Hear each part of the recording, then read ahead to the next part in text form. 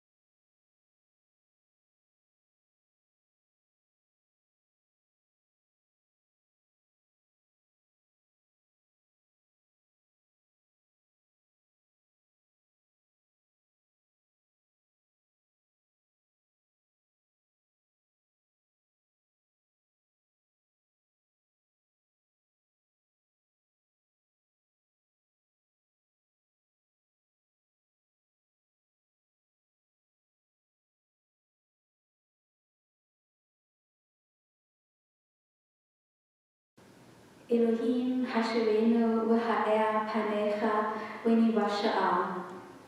This short phrase from Psalm 80, the sentence we repeated 3 times, or would have repeated 3 times if we had a full service. In the English translation from the New Revised Standard Version, it says, "Restore us, O God, let your face shine upon us, and we shall be saved." At the same time, the Inclusive Bible translates this sentence as, "O God, return to us, let your face smile on us, and we will be saved." The German translation of the so-called Lutheran says, "Comfort us, O God." 3 very different translations, and yet all 3 are correct. From the Hebrew verb shuv, for the Hebrew word shuv has more meanings than I care to count. So it's one of those words that are really hard to translate, as picking just one translation never fully encompasses the whole meaning of it. But that's also what I love about it, and in a way it's rather fitting for this Sunday, I think. For today is the first Sunday of Advent. As every year, the period of waiting in preparation for Christmas begins. Every Sunday, we light another candle on the Advent wreath. From Tuesday, December 1st on, a door on the Advent calendar will be opened in many homes. You can see Christmas decoration all over the city. Here in North America, the Christmas trees are already being set up and decorated in many homes and also in many churches. We are baking Christmas cookies and fruitcake. There's a mulled wine, hot cocoa, and hot apple juice. Christmas gifts are being bought and Christmas is being planned. For while Christmas will look different this year, it isn't cancelled. Just as our church buildings may be locked, but church isn't closed. And yet, I'm fully aware that all of us will miss a lot of things this year. Christmas parties and Christmas markets, being with our friends and families, going to church on Christmas Eve or Christmas Day. It hurts and it can be scary to think of all these things, especially for those of us living alone. And in this mixture of feelings, we hear the sentence from Psalm 80 and the reading from the Gospel according to Mark. The Gospel speaks of the final judgment and the uncertainty that goes with it. After all, we don't know when the world will end. And because we don't know the time, we are told to be always prepared. Something that, to me, sounds both easy and difficult at the same time. To me, it sounds easy because, generally speaking, I'm someone who plans ahead. Not rigidly, but whenever possible, I organize things in advance. Looking at my move back to Germany, for example, next week, my parents will go to the parsonage I'll move into to get some measurements and to get an idea for how easy or difficult it will be for the moving company to bring my stuff in January. Planning things and feeling prepared gives me a sense of security and control. At the same time, always being prepared can be hard, especially in situations of uncertainty, something we probably all have learned this year in one way or another. Since the first, and for most of us probably rather unexpected lockdown, we've all been planning and preparing a lot. At first, there was a lot of fear and anxiety, which led to a lot of things like flour and toilet paper being constantly out of stock.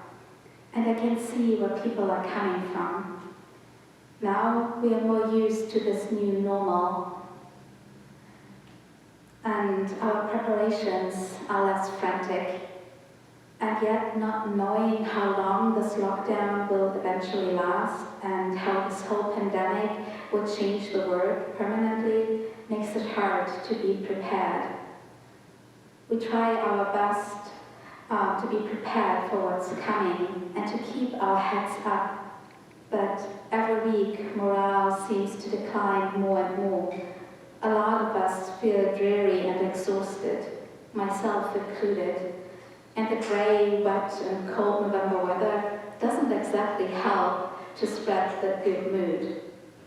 Yet, here we are, waiting, hoping and believing that things won't stay this way forever.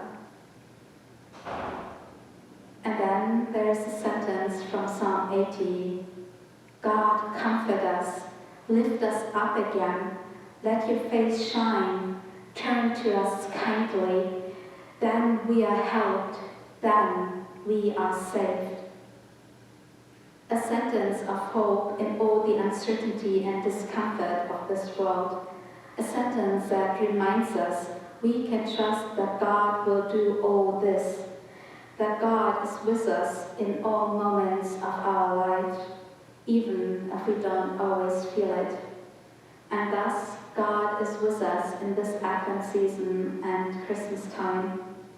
We can have faith in this and say with everyone who ever and will ever pray Psalm 80, Elohim Hashem V'ha'er Panecha V'nivasha'a.